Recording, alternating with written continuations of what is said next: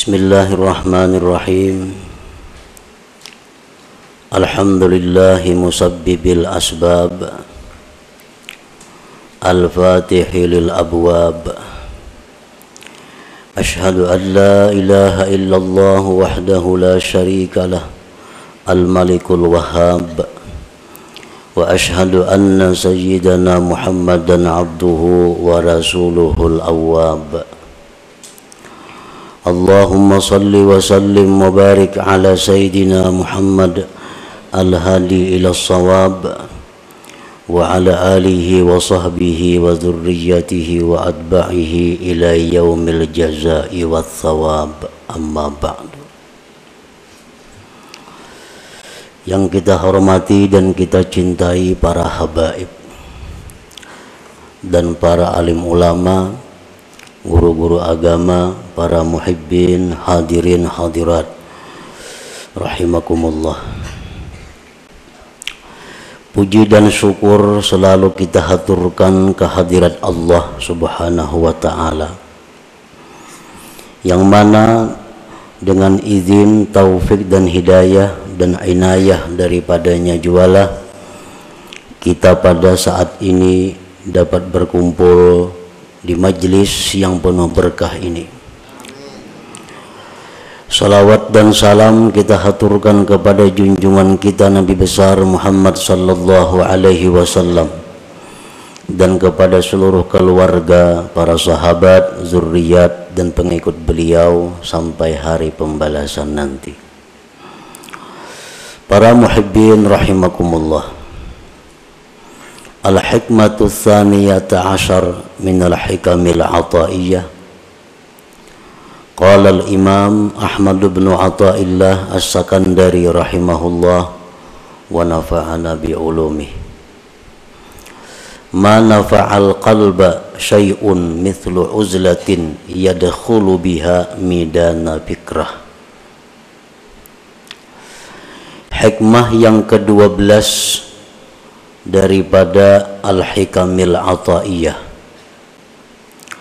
Berkata Imam Ahmad bin Athaillah As-Sakandari rahimahullah, tidaklah memberi manfaat akan hati oleh sesuatu seperti uzlah yang masuk dia dengan uzlah itu akan midan lapangan pikir.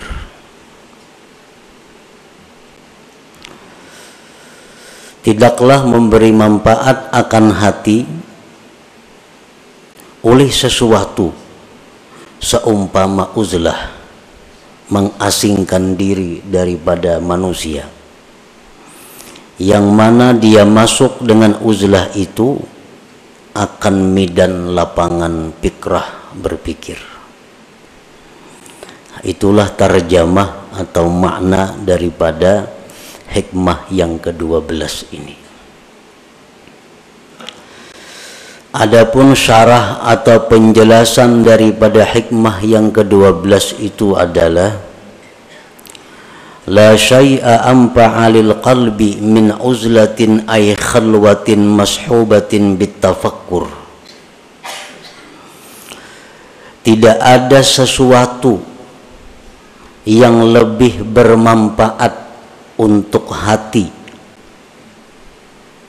daripada uzlah, artinya khalwat, menyendiri, menjauh daripada manusia, yang disertai dengan tafakkur.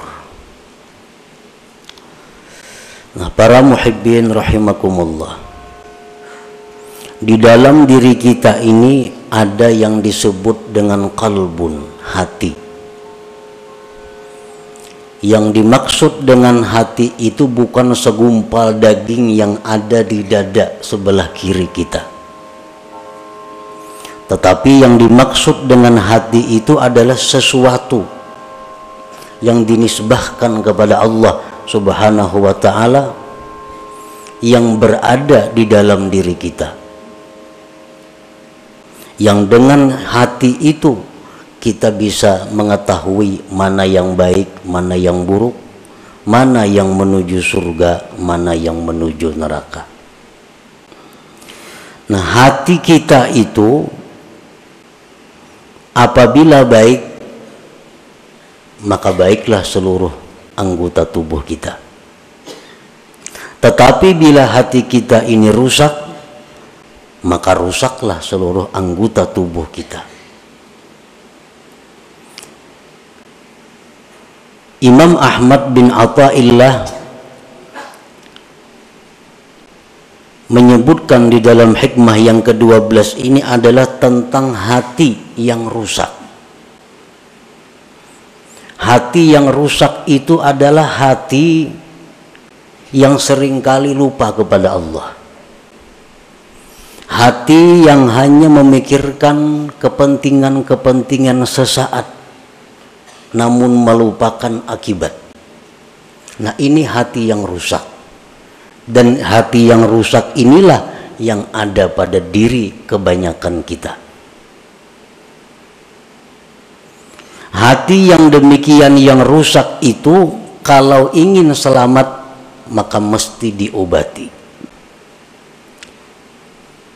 Agar bisa hati kita ini selalu ingat kepada Allah, selalu ingat kepada Rasulullah Sallallahu Alaihi Wasallam, dan selalu memikirkan tentang yaumil akhirah, hari akhirat. Nah, bagaimana caranya memperbaiki hati yang rusak itu? Beliau mengatakan bahwa yang paling bermanfaat, yang paling mujarab untuk mengobati hati yang rusak itu adalah uzlah atau khalwat. Artinya menjauh daripada manusia, menyendiri, tetapi disertai dengan tafakkur. Dengan kita menyendiri dan tafakkur, maka hati yang rusak tadi diharapkan bisa baik. Nah, itu yang dimaksud di dalam hikmah yang ke-12 ini. La khaira fi uzlatin ay khalwatin la tafakkura biha wa la nuhuda li tafakkurin la uzlata ma'aha. Tidak ada kebaikan pada uzlah khalwat yang tidak ada tafakkur padanya. Kita menyendiri, mengasingkan diri daripada manusia, tapi kada ada tafakkur, nah maka itu uzlah, tidak ada kebaikannya. Sedangkan tafakkur tapi tidak uzlah, tafakkur di waktu kita berada di tengah-tengah umat, tafakkur di waktu kita berada di tengah-tengah masyarakat, maka tafakkur itu tidak akan menimbulkan kemajuan. Tafakkur itu tidak akan murni. Tafakkur itu tidak akan bersih, sehingga tidak sesuai saat yang diharapkan dengan tafakkur itu.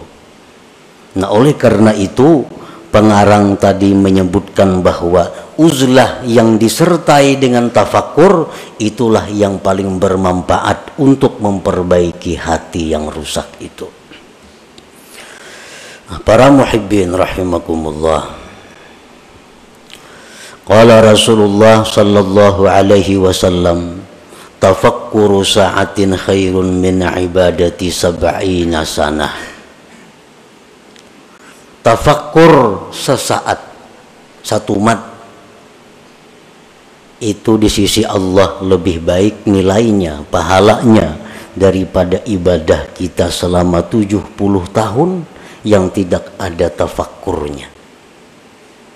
Kita beribadah, misal ibadah apa, tapi kada ada tafakkurnya 70 tahun, maka harganya lebih mahal tafakkur sesaat di sisi Allah Subhanahu wa ta'ala.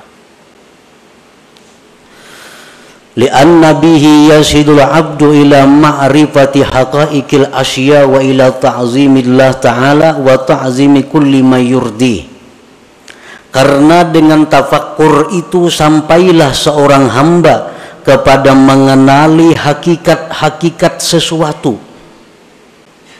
Dengan tafakkur itu seseorang bisa mengagungkan Allah.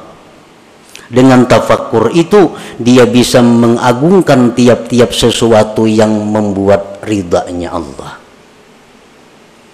Nah, para muhibbin rahimakumullah. Apa yang pertama tafakkur itu? Apa yang pertama mesti kita pikirkan?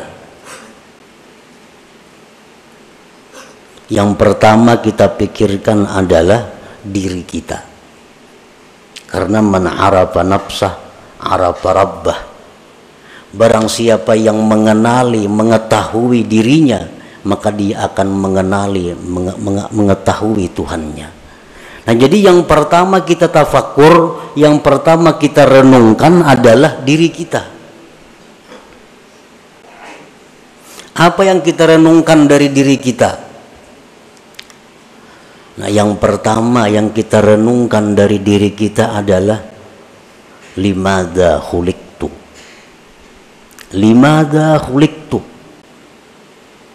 Untuk apa aku ini diciptakan Allah? Nah, itu yang pertama.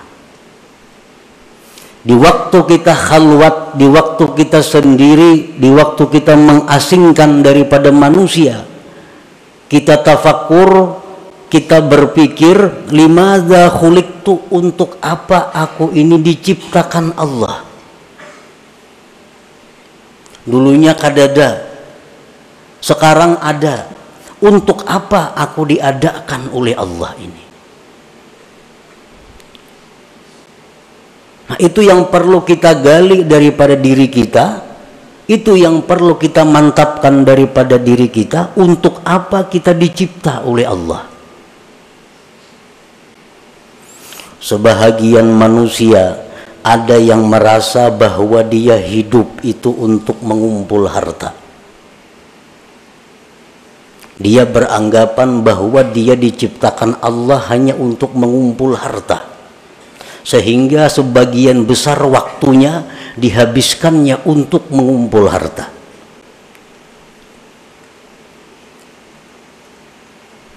Walaupun itu dia mengakui atau dia mengingkari, tapi kenyataan fakta membuktikan bahwa sebagian besar waktu dia habiskan untuk mengumpul kekayaan. Itu secara kada langsung bahwa dia mengakui bahwa aku dicipta untuk mengumpul harta.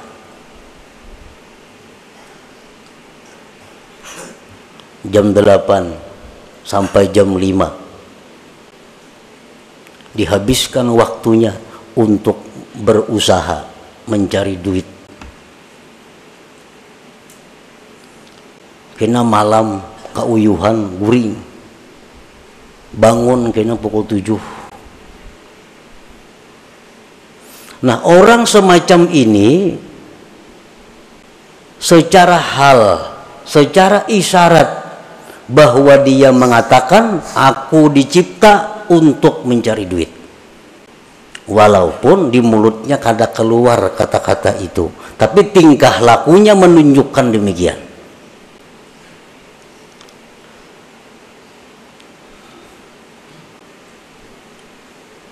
Nah, itu yang kita renungi.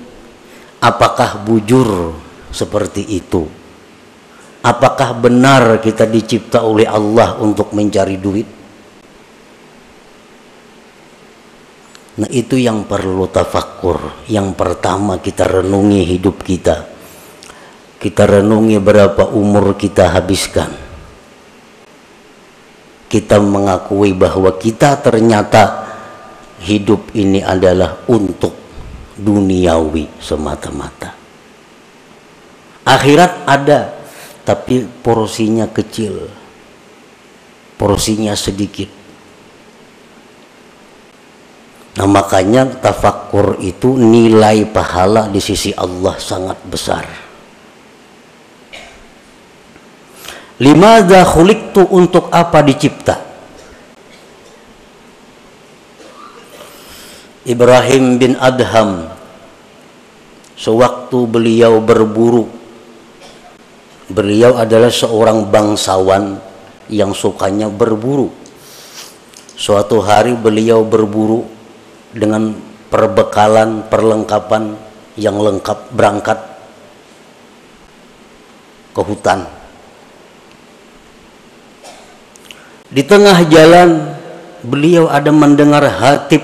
Hatib itu artinya suara tanpa kelihatan orangnya. Suara itu, ya Ibrahim, alihada khuliqta. Apakah untuk ini engkau dicipta Allah? Apakah engkau dicipta untuk berburu? Ibrahim bin Adham tersadar bahwa ternyata selama ini hidupku kusia-siakan. Berpaling beliau kembali dan meninggalkan seluruh yang ada, lalu mengembara ke tengah hutan belantara untuk mencari hakikat, mencari kebenaran. Nah, para muhibbin rahimakumullah, kita diciptakan oleh Allah, wa ma khalaqtul jinna wal insa illa liya'budun. Tidak kujadikan jin dan manusia itu, ujar Tuhan, melainkan untuk ibadah. Nah, untuk ibadah. Jadi kalau kita bertanya kepada diri kita, untuk apa aku diciptakan Allah? Jawabnya, untuk mengabdi kepada Allah. Nah, untuk mengabdi kepada Allah. Nah, itu bisa didapat, bisa digali dengan tafakkur.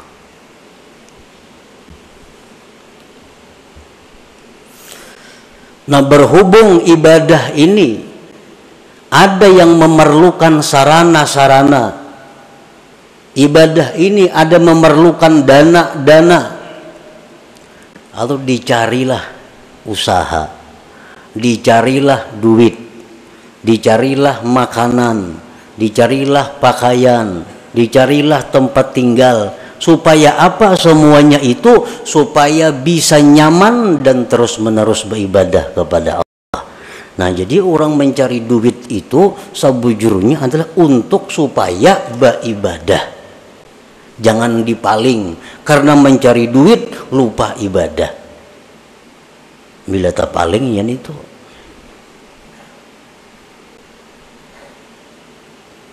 Nah, jadi yang pertama tafakkur itu dulu. Kita mengenali diri kita, tugas kita apa? Ternyata tugas kita hanya satu, adalah mengabdi kepada Allah. Tidak ada yang lain. Allah kadang memberi tugas kepada kita untuk mencari duit. Allah kadang memberi tugas kepada kita untuk berusaha itu ini kadang. Tapi yang ditugaskan Allah kepada kita hanya adalah ibadah kepada Allah. Dan Allah menjamin dalam banyak ayat di Al-Quran bahwa Allah akan memberikan rezeki, memberikan kecukupan kepada mereka-mereka yang ingin beribadah kepada Allah.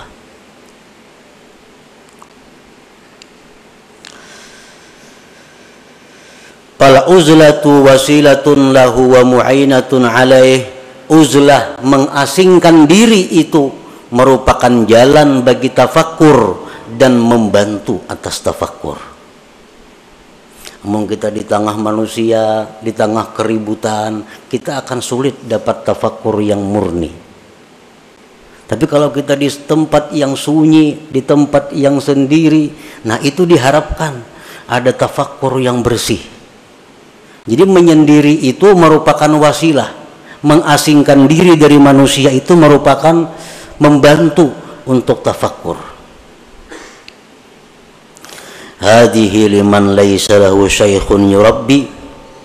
Ini uzlah bagi orang yang tidak punya guru yang membimbing dia. Wa illa, jikalau dia punya guru, pamukhalatatus syekh wa mukhalatatul ikhwanil ladzina yu'inunah anfa'u wa aslahulah. Jika dia ada punya guru, nah maka bergaul dengan guru, bergaul dengan kawan-kawannya, maka itu lebih bermanfaat dan lebih baik baginya daripada uzlah.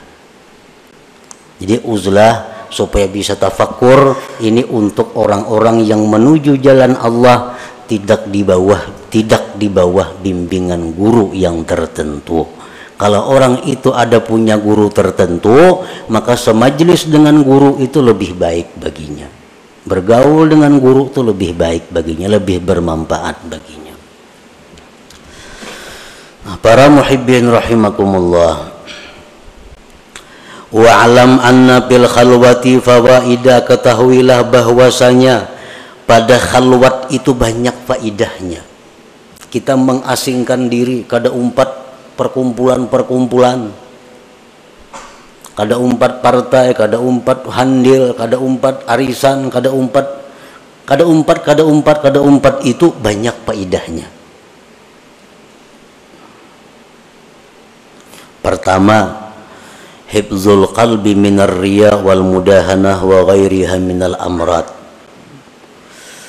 Pertama, faidahnya kita mengasingkan diri itu terpelihara hati daripada riya. Kan riya itu minta lihat orang. Amun seorangan siapa yang melihat? Selamat hati daripada riya, daripada mudahanah, dan selainnya daripada penyakit-penyakit hati, sum'ah. Nah, selamat. Yang kedua, faidahnya uzlah itu hifzul basar min afatil manzurat, terpeliharanya mata daripada bahaya-bahaya yang dipandang. Li'anna an-nazara ilal asya yujibu tafriqatal qalbi, karena memandang kepada sesuatu itu menimbulkan terbelahnya hati. Kalau kita khalwat, napa nang kita lihat? Kada. Lalu hati kita jadi terpukus karena mata kita kada tenang dilihatnya. Nah, makanya sembahyang disuruh menjangangi tempat sujud. Supaya apa? Supaya mata ini jangan melihat nang macam-macam. Karena bila mata melihat macam-macam, kena hati jadi macam-macam juga. Nah, dengan adanya kita khalwat, dengan adanya kita bersendiri, nah apa yang kita lihat? Nah, selamat mata. Yang ketiga, as-salamah min afatil lisan kal ghibah wan namimah wa ghairiha minal muhlikat. Selamat daripada penyakit atau bahayanya lisan seperti ghibah, nyambeti orang, namimah, anjur atar, dan selainnya daripada yang membinasakan. Kita bakhalwat, siapa dipandiri? Kada denang dipandiri. Nah, selamat dulu mulut kita daripada menyambat orang, daripada menganjur atar orang. Qala Nabi sallallahu alaihi wasallam, aktsaru khataya ibni Adam bilisanih, kebanyakan dosa manusia itu di lisannya. Dengan uzlah atau khalwat, lisan kita selamat. Yang keempat, keuntungannya kita menyendiri, as-salamatu min suhbatil asrar, kita selamat daripada bersahabat dengan orang-orang jahat. Orang-orang jahat ini contohnya orang-orang nang ahli riba itu orang-orang jahat, orang-orang peminum orang-orang jahat, orang-orang rentenir orang-orang jahat, orang-orang zalim orang-orang jahat. Ahli zina itu orang-orang jahat. Nah, bila kita menyendiri, kita kada tagaul lawan itu. Tapi amun kita bagaul, nah bisa kemungkinan kita bersahabat dengan mereka itu. Lianna sohbatahum fasadun azim bidinih, karena bersahabat dengan orang-orang yang jahat itu kerusakan yang besar pada agama kita. Kalau kita nih akrab lawan orang penzina, itu agama kita rusak. Akrab dengan orang nang katuju riba, agama kita rusak. Akrab dengan orang zalim, agama kita rusak. Akrab dengan pejabat nang korupsi, agama kita rusak. Tanpa kita sadari. Qala ba'duhum ma fasada man fasad illa bi suhbati man fasad. Tidaklah rusak orang yang rusak itu melainkan sebab bakawan lawan nang rusak. Umumnya orang tuh rusak karena bakawan nang rusak.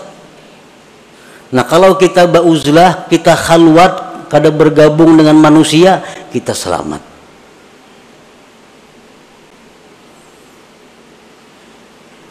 Orang-orang yang dimasukkan dalam asrar, kelompok orang-orang jahat,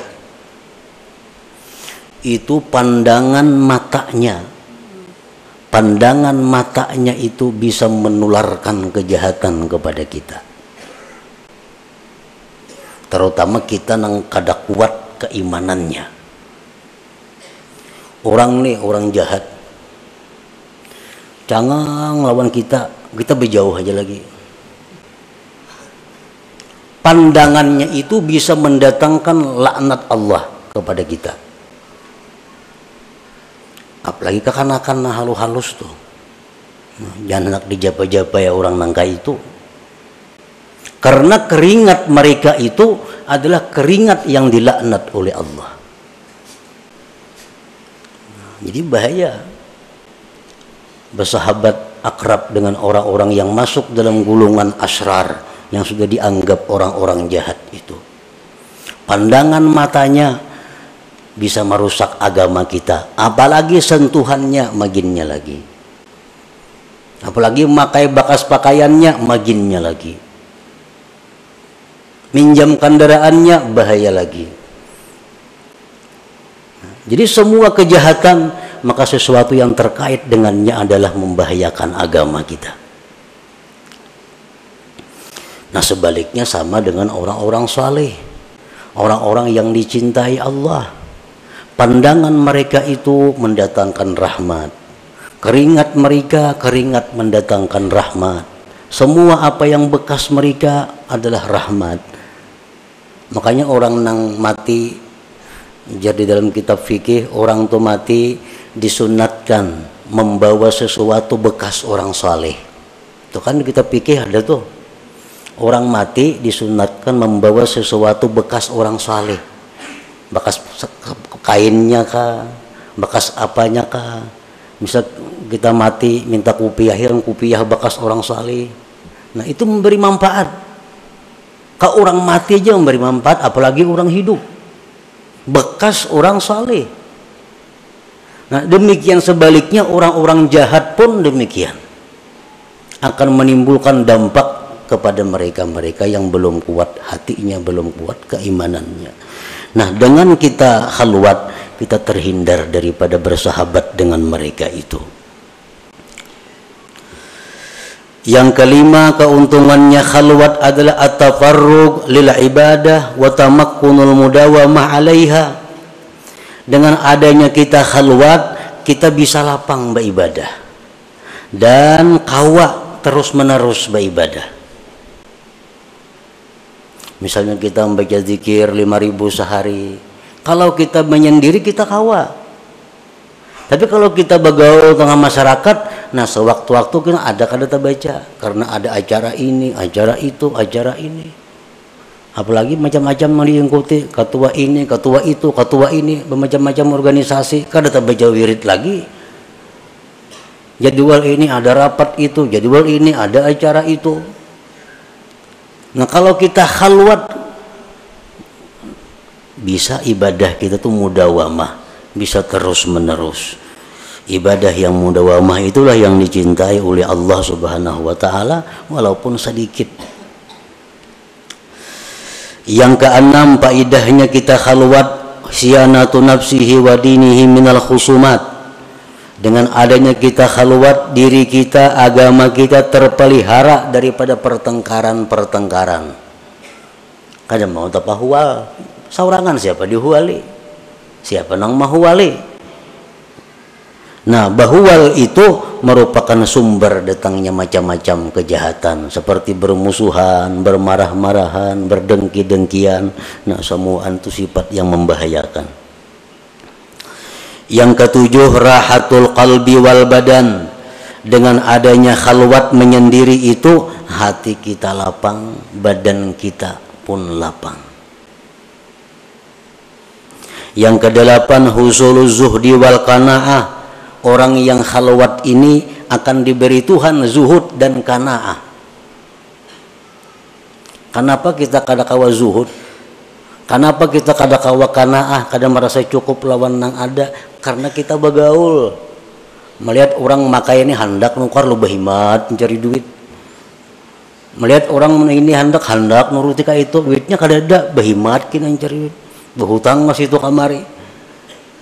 Nah, karena pergaulan. Dengan adanya kita khalwat atau uzlah, selamat dari itu. Yang kesembilan, wujdanu halawatit ta'ah. Nah, didapatnya manis taat. Nah, ini yang penting. Kita khalwat itu, kita menyendiri itu beribadah jadinya manis. Beribadah tuh nyaman.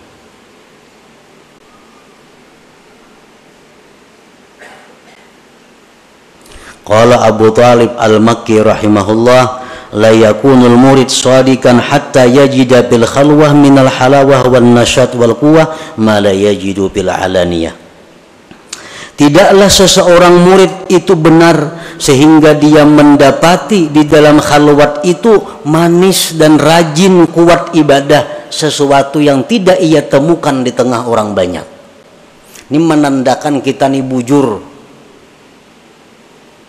Bila beribadah itu tak kuat saurangan, tak nyaman saurangan, tak manis saurangan pada di tengah orang banyak, itu menunjukkan kita bujur. Tetapi bila mana kita saurangan manguliat, kulir di tengah orang banyak rajin, menunjukkan kita munafik ngarannya. Di tengah orang banyak rajinnya beribadah. Bila saurangan sajus saja kada sanggup membaca Quran. Di tengah orang banyak 2 juz sanggup. Dalam kamar saurangan kada kawa. Nah, ini menunjukkan ada sifat munafik di dalam hati.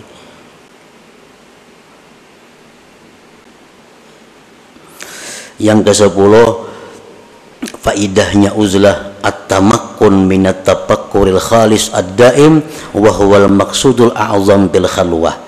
Bisa kawa tafakkur yang murni, yang terus-menerus, itulah tujuan yang besar di dalam khalwat, di dalam uzlah itu. Nah, para muhibbin rahimakumullah, uzlah atau khalwat artinya menyendiri daripada orang. Dan itu kada semua orang bisa melakukannya. Menyendiri. Seseorang bertanya kepada gurunya, kaifat tarik ila tahqiqil ibadah wa tahsili halawatiha. Ujar si murid ini, wahai guru, bagaimana cara supaya bisa ibadah itu mantap dan manis? Ujar gurunya menjawab, qala syekh, la tanzur ilal khalqi wa khassatan abna'ad dunya. Kalau ikam hendak mantap beribadah, hendak manis, jangan memandang kepada makhluk, terutama orang-orang yang cinta dunia. Jangan dipandang. Maiti aja jangan. Jadi jangan murid maka ada sanggup, wahai guru, urun di pasar begana, berdagang, macam-macam nang dihadapi kayak apa? Kenapa garang maka kada boleh memandang orang-orang yang cinta dunia itu. Ujar gurunya, fa innan nazar ilaihim zulmah. Memandang kepada orang-orang yang cinta dunia itu menimbulkan gelap di dalam hati kita. Nah, memandang aja sudah bahaya. Kada sanggup nang murid ini. Hidupnya kada di kampung, hidupnya kada di hutan, hidupnya di tengah masyarakat dan berusaha. Nah, kalau ikam kada sanggup, ini barang pala tasma' kalamahum.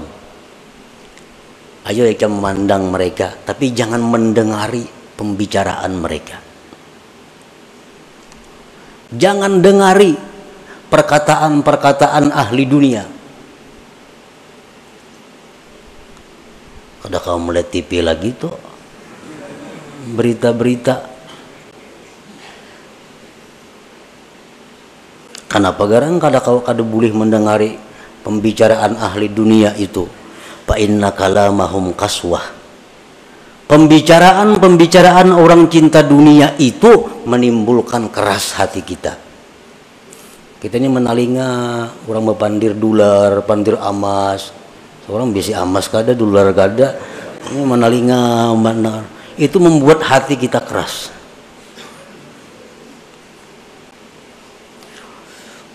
Bagi si murid tadi kada kawa juga kada mendengari guruana.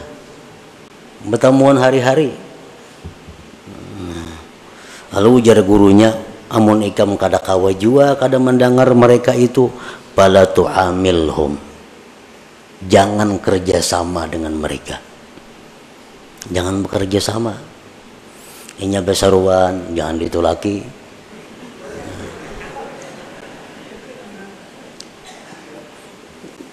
Orang-orang bakhil itu, orang-orang bakhil. Besaruan jangan ditulaki. Kenapa? Makanannya itu daun penyakit. Itu ujar Nabi medahkan. Orang bakhil itu makanannya itu penyakit.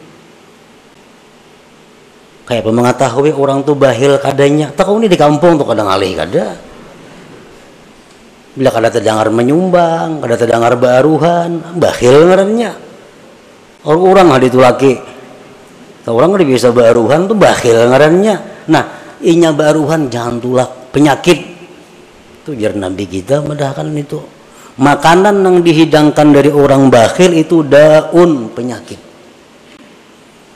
Namun ikam kada kawa kada memandang mereka, kada kawa kada bepandir lawan mereka, jangan kerjasama. Jangan hendak berjual tukar lawan inya, jangan hendak mendatangi inya, jangan hakun didatangi inya. Maka ada kawa juga guru kayak itu, kada sanggup juga. Nah, jaguru nang terakhir, munik yang pada sanggup juga itu, pala taskun ilaihim, jangan ikam tentram kepada mereka. Ini yang terakhir, jangan tentram. Kadang-kadang hati kita nih, bila parak orang sugih asa nyaman, nah itu iya ngaran tentram melawan mereka. Bila parak orang miskin bepaluhan sakada nyaman. Nah. La taskun ilaihim, jangan tentram kepada mereka. Janganlah dijadikan orang-orang cinta dunia itu penentram hati kita, jangan. Fa inna sukun ilaihim halakah, karena mencari tentram kepada mereka itu kebinasaan kita. Nah, ini terakhir. Jadi ayuha hendak memandang mereka, hendak mendengari perkataan mereka, hendak bekerja sama lawan mereka, tapi sebuting. Jangan hendak tentram, jangan hendak merasa tenang dengan mereka itu. La yajidu halawatal ibadah man kana qalbuhu sakana ila ghairillah, tidaklah bisa mendapatkan manisnya ibadah orang nang hatinya itu tentramnya kepada selain Allah. Orang tuh hatinya tentramnya bukan lawan Allah. Nah, orang ini ibadahnya kada mau manis. Tapi bila orang ini menyebut Allah tentram hatinya, menyebut Allah senang hatinya, nah orang seperti ini nang bisa dapat manisnya ibadah itu. Nah, jadi amun kada kawa bakhalwat, ini nang kita pakai. Jangan hendak mencari ketentraman, ketenangan kepada makhluk Allah, terutama abnaud dunia, orang-orang yang cinta kepada dunia itu. Nah, itulah sebagian yang dimaksud daripada hikmah yang ke-12 daripada Al-Hikamul Ata'iyah. Selanjutnya hikmah yang ke-13. Ila hadratin Nabi sallallahu alaihi wasallam al-Fatihah. Iyyaka na'budu wa iyyaka nasta'in.